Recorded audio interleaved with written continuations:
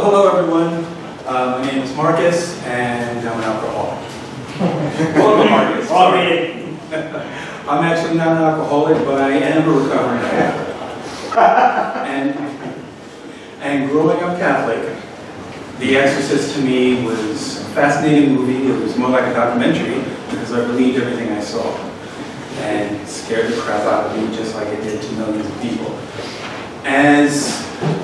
As my worldview changed, and I dropped my beliefs in God, religion, and demons, and all of that, I still love the movie, but I saw it in a different way. And the movie, the way it's made,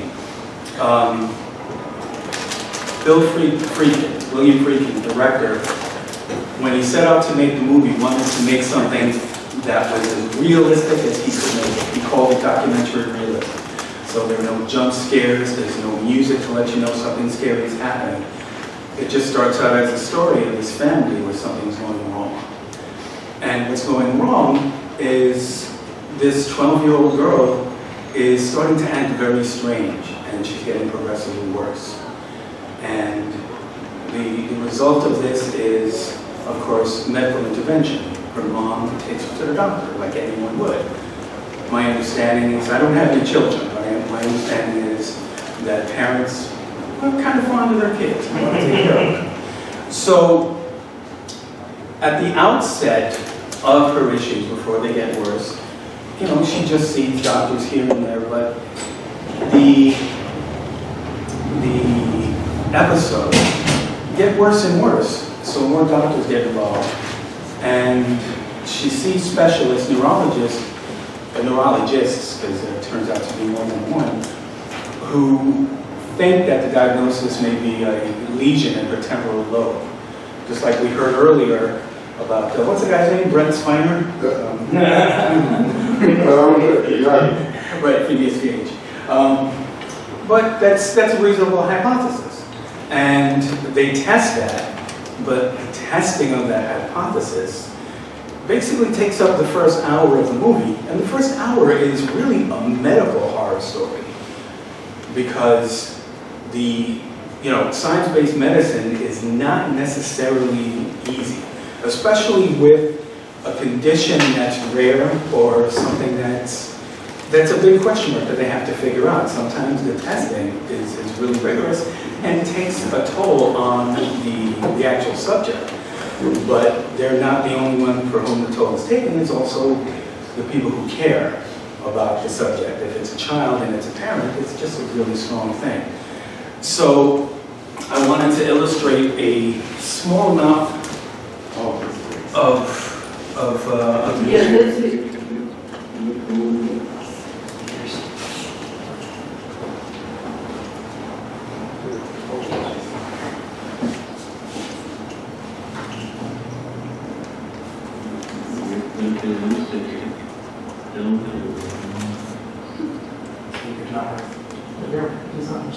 it's just very quiet.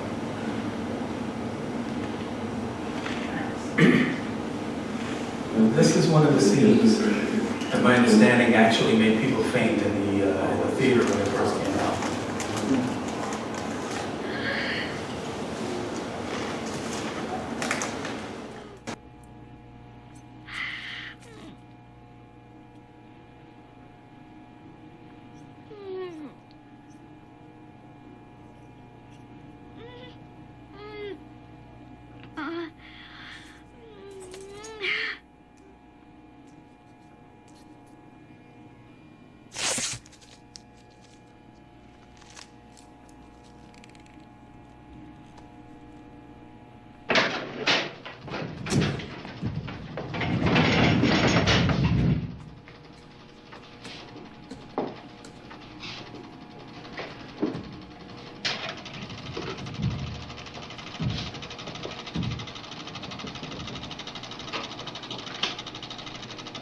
Hook up.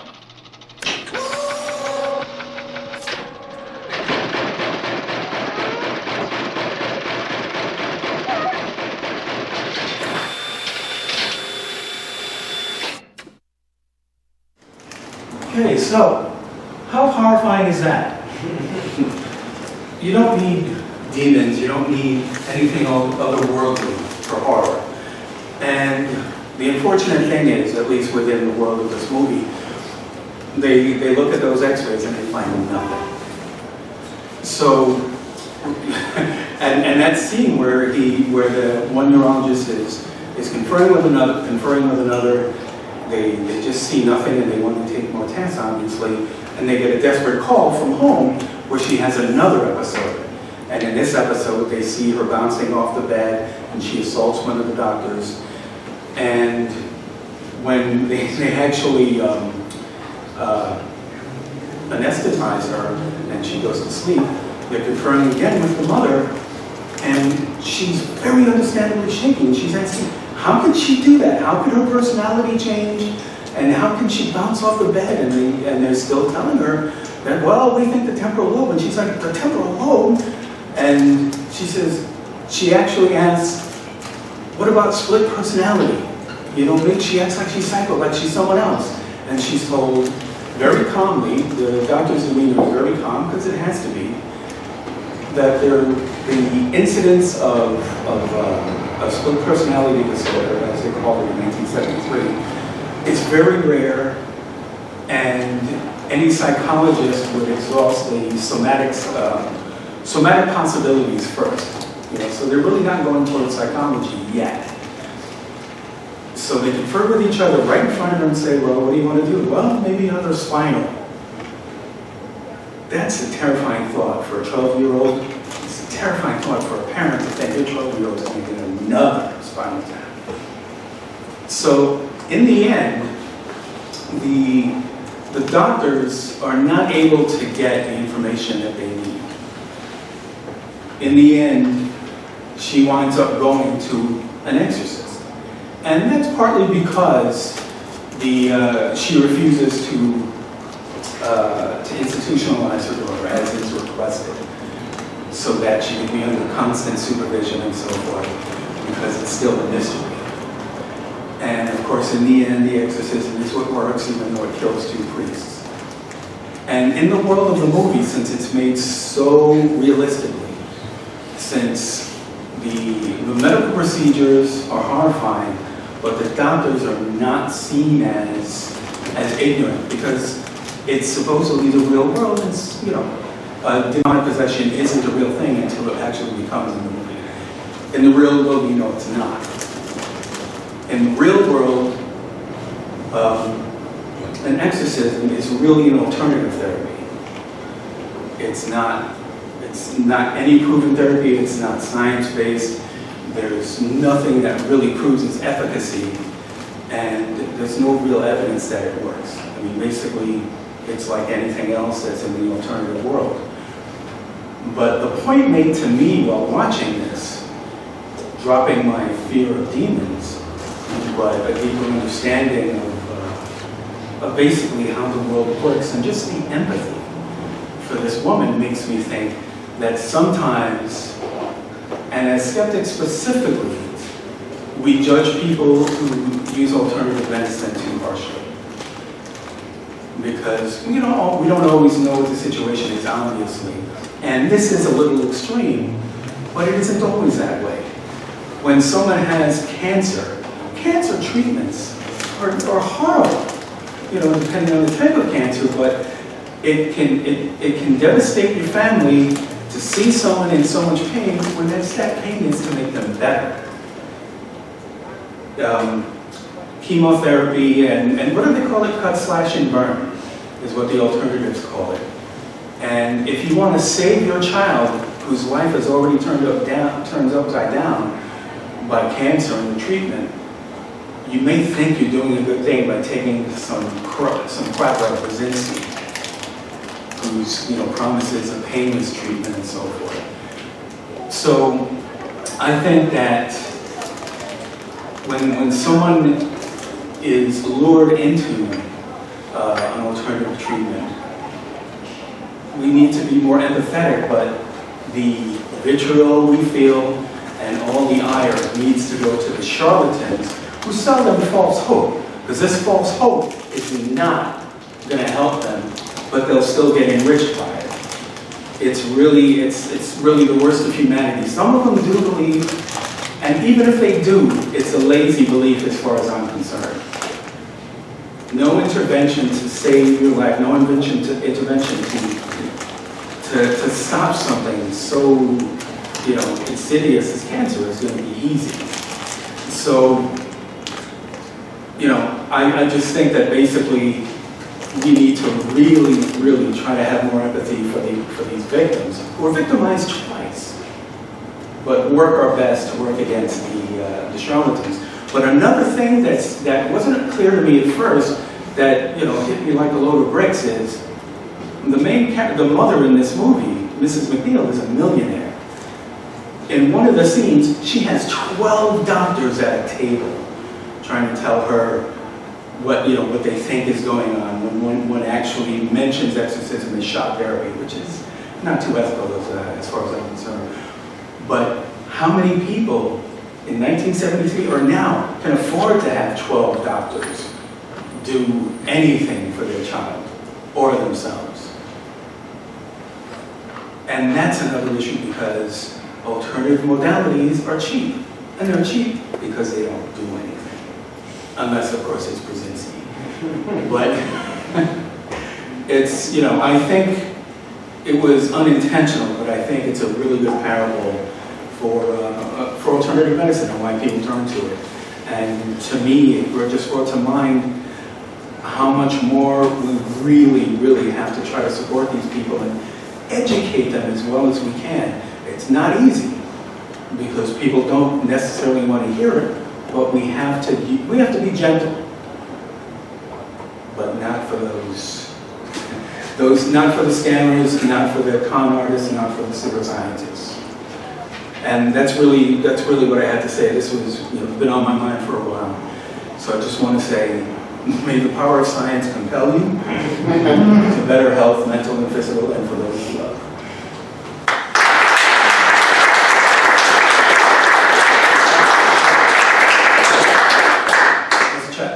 Well, I was thinking about the movie Crumb. Have you seen the movie Crumb he's a comic book artist? Oh, yes. Yes. And he's borderline crazy, okay? Yes. And his brothers are full-on crazy. Absolutely. And one of his brothers he's so unable to function in society that he's a beggar.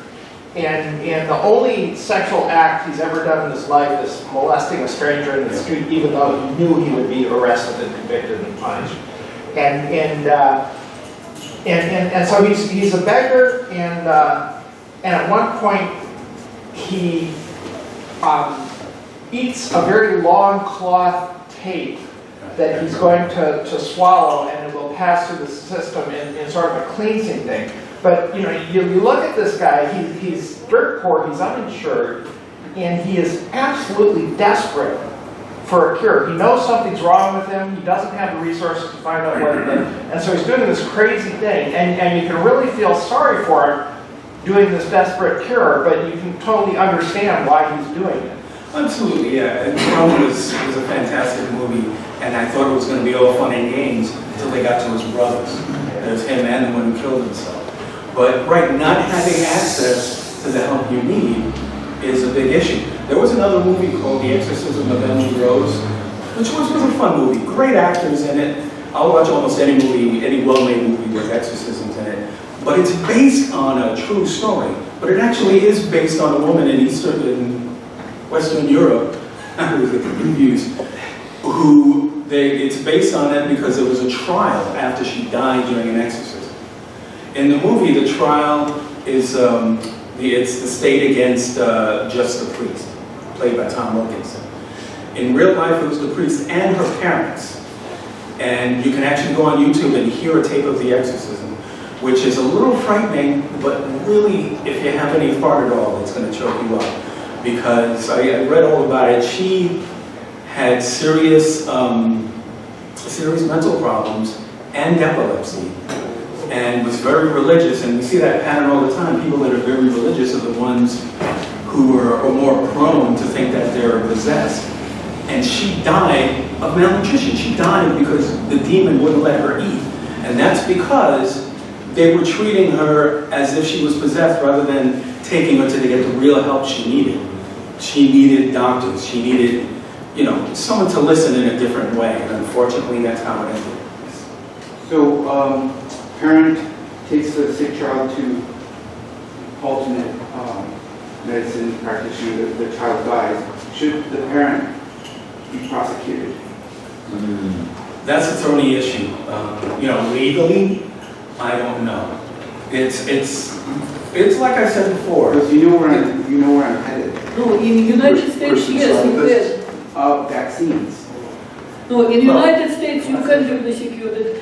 Woman didn't give. Can you be prosecuted if you don't? Yes, in give child United vaccine? States, yes. If you don't give, for example, child medication. Vaccines will keep you out of the school No, systems in I'm America. not saying about vaccines. I'm saying Well, that's if what you we're don't give children medication that were prescribed, you can be sued. Child neglect. Yes, child neglect. I And don't that's know the how. thing. It is neglect. If you legally, you have to do everything you can for your child's welfare. You believe you're doing that. Well, but here, yeah, I'm not, you know, I'm not going to say whether it should be legal or not. I'm saying that they definitely should be held accountable, but they're endangering the life of one child. Hold on, this person that they go to is endangering the life of many children. So why do we allow these people to continue to practice and to make false promises? Don't you think We don't allow them to. If we had any say, they wouldn't. You go to any health food store and they've got like homeopathic stuff and it says, Right. you know, Well, FDA, yeah. blah, blah, blah. Yeah. But the salespeople say, don't cure your arthritis. It should be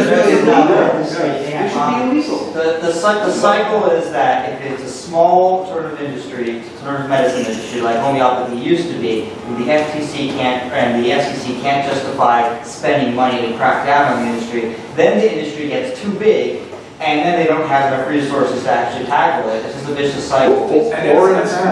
Orrin Hatch, the former senator from Utah, in 1996, he and another senator were paid by the homeopathic industry, and they have been on their payroll ever since. And he single-handedly kept any regulation off of it. But what the way they get around it is they don't make any claims. So they just say, this is turmeric, or this is echinacea. Well, but the salesperson has to No. Opinion leaders do. With that, you have these guys who might have an MD or who just have a website, and these are the guys that make the claims for them and say you've got to use this or that, whatever. So that's how that's how the manufacturers get away from any liability because we're just putting out oscillococin. You want it? Great. You don't? Like there were a Great. couple of legal cases in this country against Airborne, and Airborne just kept changing what was on the label. So now it says like improves the immune system or boosts A the system immune, function, which isn't the right? scientific claim. It's just a nonsense term. And the way homeopathic medicines get around it is they have what some people call the quack Miranda, which means that there's on any homeopathic package, it says that it has not been judged by the FDA for efficacy. Not that wording, I don't know the wording exactly. So if you're paying attention, that's there. I spoke to a pharmacist, and I was very disappointed because I was asking about homeopathic medication. I'm like, this doesn't really work, you know? She says, oh, well, people like to use it. What does that mean?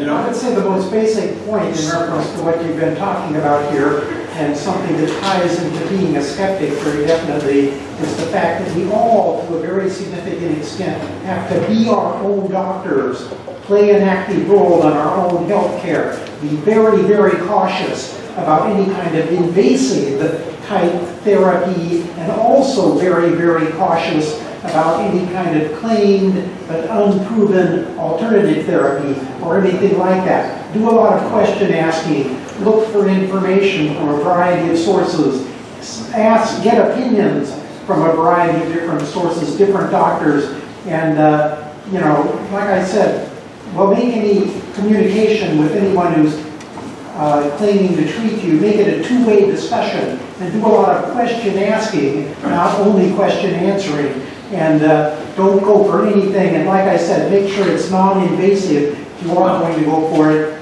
that it's proved to be fairly harmless anyway, or the like. Well, that's the hard part. I mean, Right, in the exactly. movie, That's why you need to be consultation cautious. goes both ways. Right, be very, But- very cautious and dubious, and be a skeptic about healthcare claims. Okay, you presented very radical, very extreme example. Oh, absolutely. I never, it's But not there are not common. that extreme examples, yes? Absolutely. For example, I have several questions. First question. Legalization of marijuana and medical marijuana, is it alternative or mainstream from your point of view? From my point of view, I don't care. To me, it's, I know that it's beneficial for some things from my understanding. From my understanding, it's very good if you're on chemotherapy and you have no appetite, you smoke, you get your appetite. That's fantastic. So As it's far as not I- alternative, it should be used by mainstream. Well, They right. do the study. Where's it? Right, but it's not just that. There actually, from my point of view, there is no alternative medicine. There's medicine, and there's medicine that works, and there's other stuff. The stuff that does not work, to me, is alternative. The stuff that needs to be proven that it works is alternative. And to me, that's what a lot of time is wasted on. So, as far as marijuana, who knows? I mean, other people certainly know better than I do, and I know my understanding is that there are some benefits, but not necessarily as far as curing anything. But for symptom management, which is really important. John has actually talked about this a little bit years ago. Yeah. Okay, if we have social medicine, if you should have social health care, would you think it will be solved, this problem that people should not pay for it, so they wouldn't go to the exorcist? I don't know. I mean, that's not something I'm really prepared to talk about. It's The same issue with private insurance. right. Private insurance will actually, a lot of private insurance tries to keep you from using the doctors too often. That's why they'll send you a book to look up your symptoms, which doesn't really help you if you're a hypochondriac, but so that you can manage it yourself.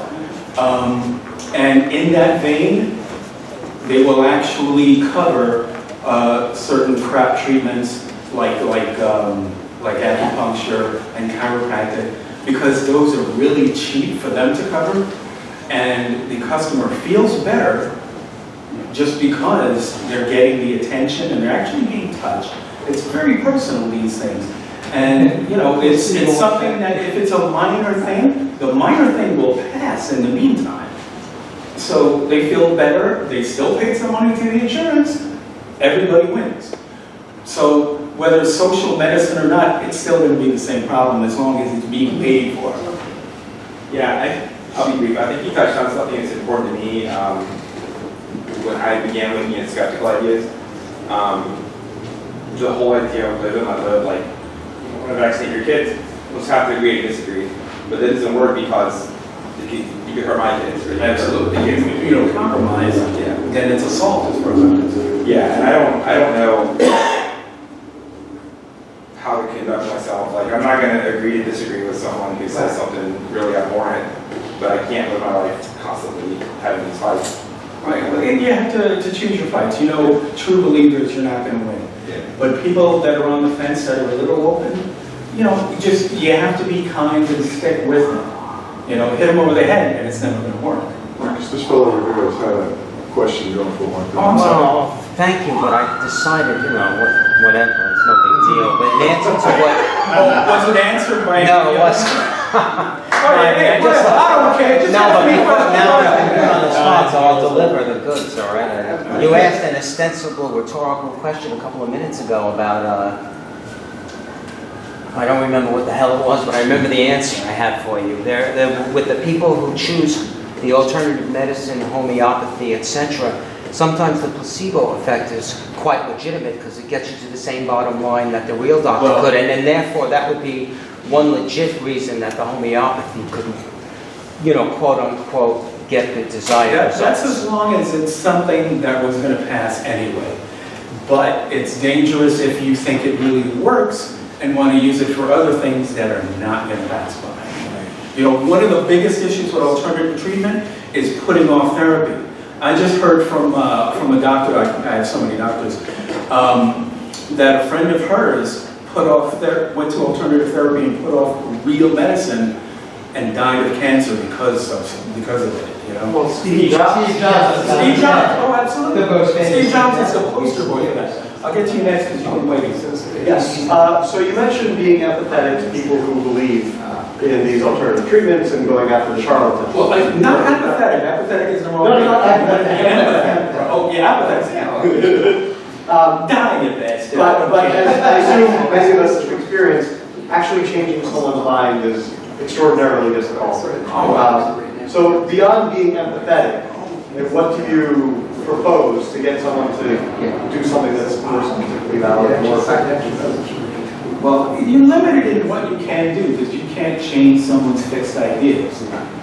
You gotta, you know, if your idea's locked, you gotta be the emotional WD-40 to start and trying to loosen it, and hopefully one day it'll come through. Yeah. It may not work, but you know, when you care about someone, you have to try. It's not about being right. Because if it's about being right, then it's useless. It has to be about their comfort, about their life, about them being able to enjoy life for as much as they can and as long as they can. If something's going to shorten their life, you work a little harder, but you know you have to do something. And you know, in my opinion, and you know, certain things just never work. Hitting them over the head, you know, people just retreat. Somewhat along the same lines, in terms of, as you said, educating people. Do you have any thoughts about when maybe the best time to do that would be, or success stories along those lines? Is it better to be sort of educating people about this sort of thing who are not in the middle of the crisis, or who are in the middle of the crisis, or who are post-crisis that worked out well or not? Well, there's never a wrong time, but there's an effective time. That's what I mean. Yeah. Right, and of course it's more effective if, you know, if you just share your belief, but it's not just belief, you share it in a friendly way, make it just, you know, let them know your worldview, and more importantly, let them know you're there if they have a question. It's not like we all know everything, but we do, you know, all of us see things differently. I happen to be more in the skeptical camp, obviously, because I'm here, but, you know, if people know that when they ask you something, you're not going to bullshit them. When they ask you something, you're not going to say something to make them feel better, but, you know, you're going to be kind and tell them the way you think things are. They may consult you when they're going for an intervention, and you might be able to change their mind. That's the important thing. Yeah, one thing about an earlier comment about you've got to consult with a lot of different people and you know, not just listen to one homeopathic guy and see what's respectable. In medicine, we have the same problem among legitimate guys. You're talking about legitimate treatment. I've seen it because I've been teaching dentistry for 25 years. And you get 5 dentists in a room, they'll give you 10 different treatment plans for the same patient. And they're all passionately involved in that thing that they think is the best thing. And the patient is up there, you don't know what to do. It's just a problem that you have as a layman, having to take the advice of experts in something you don't know about. And the only thing that I can say is, and I know world famous guys that I would let shine my shoes. I know plenty of guys that are just working around the corner that I would, you know, trust with my own health and my family's health. So that the notoriety doesn't even mean anything, because a lot of these guys are protecting their own opinions. And it's been said that's a big issue. their reputations are built on a particular treatment. Well, that's So a why- lot of times these guys, Time's up. I'm on a roll. I'm not saying it. He's holding up the signs. That's why I don't argue with signs. make it a two-way conversation, like I said. with You gotta look in his eye and see if this is somebody you trust, and if it makes sense to you. And get information from other sources as well, such as the National Library of Medicine.